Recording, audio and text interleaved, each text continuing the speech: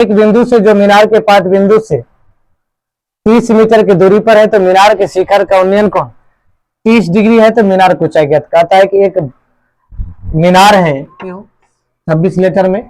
अब इसको ये भी मान लिया था, अब कहता है इसकी दूरियां जो है पाद बिंदु की, ये पाद बिंदु है, इसकी दूरियां 30 मीटर है। इसकी थीटा का कोण भी 30 डिग्री बनाता है।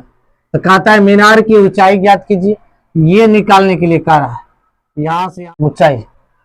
अब देखो मीनार की ऊंचाई लिख सकता है, तो अब क्या लिखो, या माना कि मान लेंगे कि ए बी मीनार है और बी सी दूरी है। तो माना कि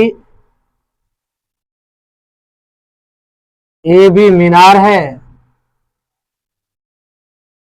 तथा बी सी दूरी है। यहां लिख लो त्रिभुज ए बी सी में, त्रिभुज ए बी सी में बी क्या है, समकोण है, तो बी समकोण लिख देंगे त्रिभुज ए बी सी में। कोण बी बराबर 90 डिग्री। अब देखो, अब क्या कर, थीटा के सम्मुख भुजा लंब है, आधार हमें प्राप्त है, क्या लगाएंगे, टेन लगाएंगे, टेन 30 डिग्री का मान। यहां लिख दीजिए टेन 30 डिग्री बराबर ए बी बटे बी सी। ए बी हमें ऊंचाई निकालना है, क्योंकि ऊंचाई क्या है मीनार की, ए बी मीनार है तो मीनार की ऊंचाई है।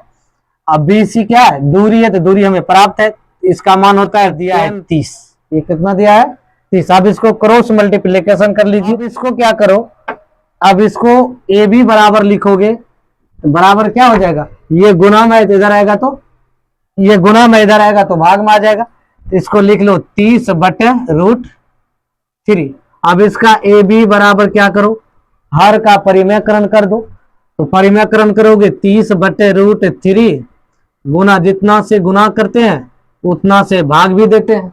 अब क्या करेंगे, √3 गुना √3 3 हो जाएगा। यदि 3 दिया हुआ रहेगा तो हम √3 गुना √3, इतना है तो इतना लिख सकते हैं, इतना है तो इतना लिख सकते हैं। तो हम क्या करेंगे, ए बी बराबर देखो 30 √3 बटे √3 गुना √3 3 हो जाएगा, 3 हो जाएगा, 3 दहें 30।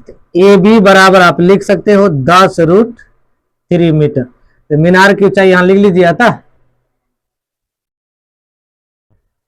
मीनार की